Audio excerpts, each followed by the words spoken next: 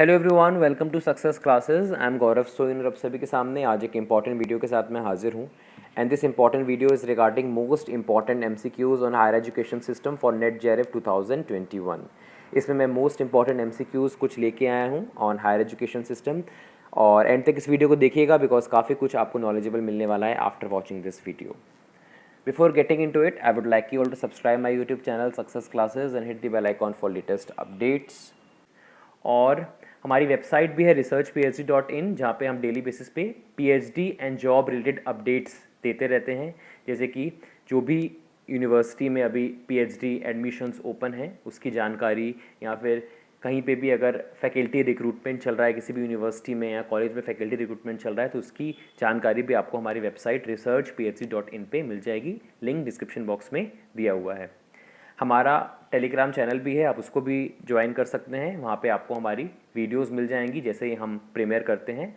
और हमारा Facebook page भी है, आप उसको भी फॉलो कर सकते हैं फॉर आवर लेटेस्ट पोस्ट्स।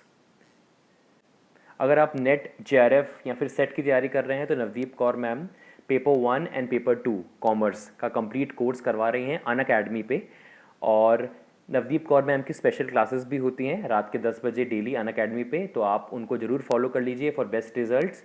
और नव क्लासेस यूट्यूब चैनल भी सब्सक्राइब कर लीजिए, लिंक डिस्क्रिप्शन बॉक्स में दिया हुआ है। वहाँ पे भी डेली बेसिस पे आपको नॉलेजेबल कंटेंट और मोटिवेशन मिलती रहती है।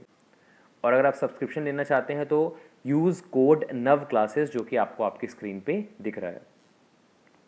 इसके अलावा आप नवदीप कौर मैम की paper 1 question bank and commerce book भी रेफ़र कर सकते हैं फॉर बेस्ट रिजल्ट्स। और आपको latest and authentic content in books में मिल जाएगा। लिंक डिस्क्रिप्शन बॉक्स में दिया हुआ है अगर आप इन बुक्स को परचेज करना चाहते हैं तो।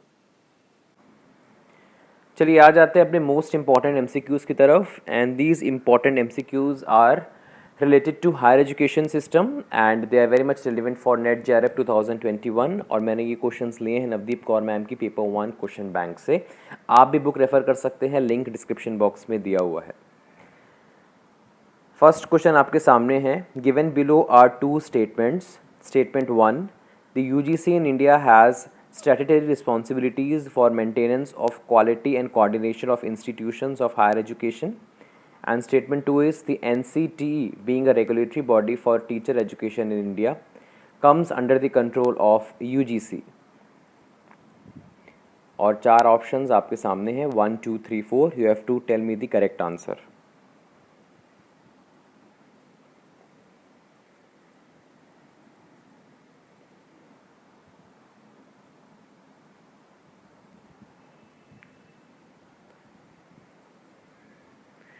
Statement 1 is absolutely correct because UGC जो है उसके पास स्टैट्यूटरी रिस्पॉन्सिबिलिटीज़ है for maintenance of quality and coordination of institutions of higher education. Whereas जो एनसीटीई है वो एक रेगुलेटरी बॉडी है, पर it is been set up under National Council for Teacher Education Act 1993, not UGC. Question में क्या लिखा हुआ है? क्वेश्चन में लिखा हुआ है कि यूजीसी के अंडर जो है ये एनसीटीई फॉर्म हुई है, but it is not correct. NCTE, which means National Council for Teacher Education, it is a statutory body of Indian government and is set up under the National Council for Teacher Education Act 1993 in 1995। और इसका objective है to oversee standards, procedures and process in Indian education system। So statement 1 is absolutely correct, whereas statement 2 is false। यहाँ पे UGC की जगह National Council for Teacher Education Act 1983 आना था।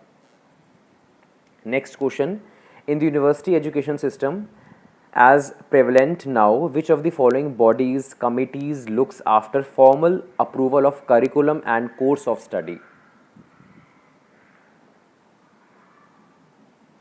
University executive council और board of management, academic council of concerned university, board of studies या फिर university court?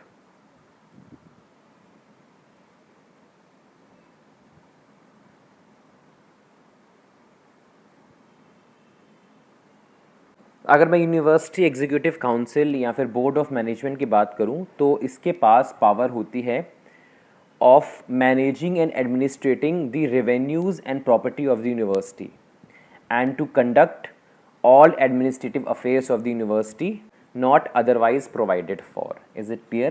तो जो एग्जीक्यूटिव काउंसिल है, यूनिवर्सिटी एग्जीक्यूटिव काउंसिल है, इसका ऑब्जेक्टिव होता है to administer the revenues and properties of the university and to conduct the administrative affairs of the university, not to approve the curriculum and course of study. अगर मैं बात करूं academic council of concern university, तो ये correct answer है option 2, because जो academic council होती है उसका जो है ये काम होता है to formally approve the curriculum and course of study.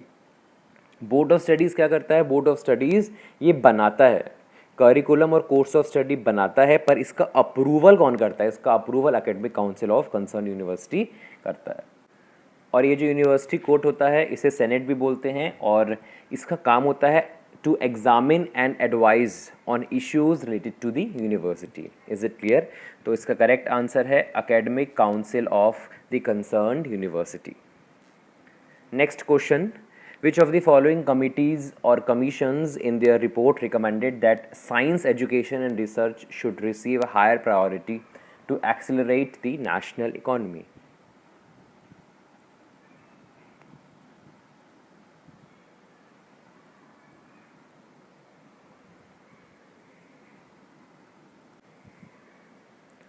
इसका करेक्ट आंसर है Kothari commission.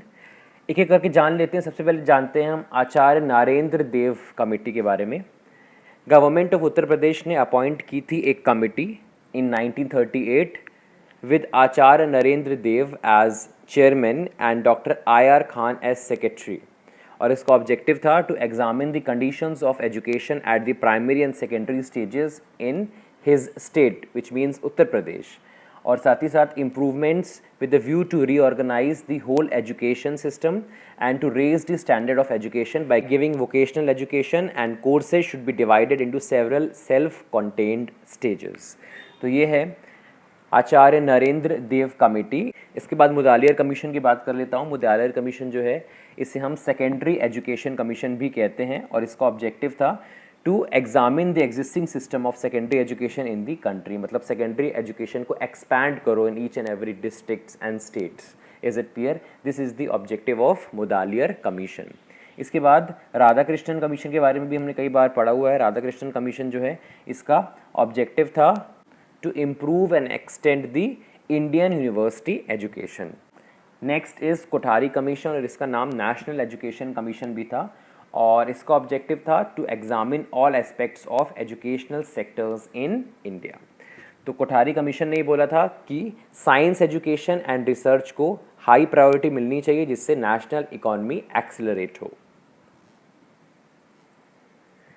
Next question, an institution in the field of higher education seeking deemed to be university status must have been in existence for at least 10 years. And statement 2 बोल रहा है a deem to be university must have at least 5 post graduate departments.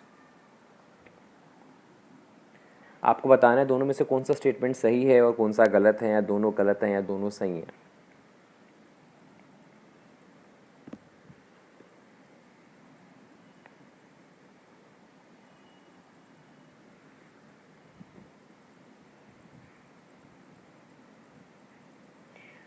यहाँ बहुत major गलती हुई है. That is यहाँ पे 10 की जगह होना चाहिए था 20. Is it clear? इसकी वजह से स्टेटमेंट 1 हो जाता है रॉन्ग, और स्टेटमेंट 2 एब्सोल्युटली करेक्ट है. इसीलिए स्टेटमेंट 1 इज़ इनकरेक्ट बिकॉज 10 की जगह आना चाहिए था 20, और स्टेटमेंट 2 बिल्कुल सही है बिकॉज डीम्ड यूनिवर्सिटी को एटलीस्ट 5 पोस्ट ग्रेजुएट डिपार्टमेंट्स अपने अंदर रखने ही होंगे. Is it clear? So 1 is incorrect but second is correct. In ancient India, the eligibility criteria in respect of age for students seeking admission to Takshila University was set at students at which age are eligible to take admissions at Takshila University.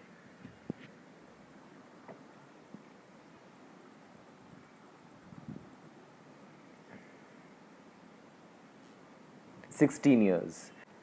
आपको minimum 16 years का होना पड़ेगा if you want to take admission to Takshashila university.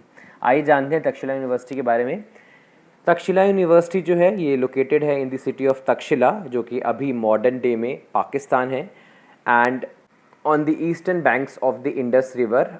और तक्षशिला का जिक्र रामायण में भी हुआ है, बिकॉज तक्षशिला जो है ये फाउंड की गई थी भरत द्वारा, जो कि केकेई के बेटे थे और राम जी के यंगर ब्रदर थे। Along with Nalanda, Takshashila was one of the seats of higher learning in Indian subcontinents. Is it clear? तो ये कुछ इन्फॉर्मेटिव सेशन में बीच बीच में ले आता हूँ, जिससे अगर क्वेश्चंस आते हैं तो आपको पता होना चाहिए। The Kothari Commission had recommended a certain percentage of national income to be invested in education. What was that percentage? कुछ परसेंटेज बोला गया है कोठारी कमीशन में कि आपको इन्वेस्ट करना है एजुकेशन में, वो परसेंटेज कितना है?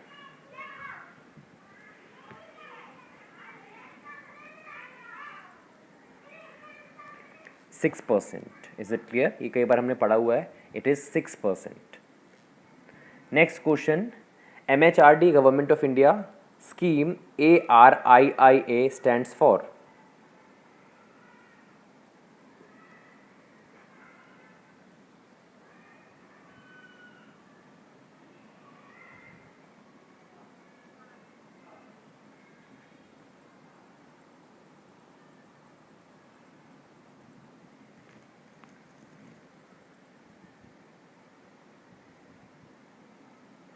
It's Atal Ranking of Institutions on Innovation Achievements. Atal Ranking of Institutions on Innovation Achievement is an initiative of MHRD, Government of India, और ये सिस्टमेटिकली रैंक करता है एजुकेशनल इंस्टीट्यूशंस को एंड यूनिवर्सिटीज़ को on indicators related to innovation and entrepreneurship development. Is it clear?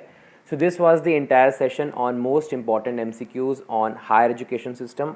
I hope आपको ये video informative लगा होगा। पसंद आया हो तो लाइक कर दीजिएगा और एक प्यारा सा कमेंट भी कर दीजिए, जिससे इसी मोटिवेशन से आप लोग के लिए वीडियोस लाते रहें। And share this video to the maximum, जिससे ज़्यादा से ज़्यादा लोगों तक ये वीडियो पहुँचे और उनको भी इस पर्टिकुलर टॉपिक के बारे में कंप्लीट नॉलेज हो जाए। इसके अलावा अगर कोई और क्वेरी है तो आप इस वीडियो के कमेंट सेक्शन में लिख सकते हैं, डेफिनेटली हम उसको कंसिडर करेंगे। Thank you so much for very valuable time. मिलते हैं नेक्स्ट वीडियो में। जय हिंद, जय भारत।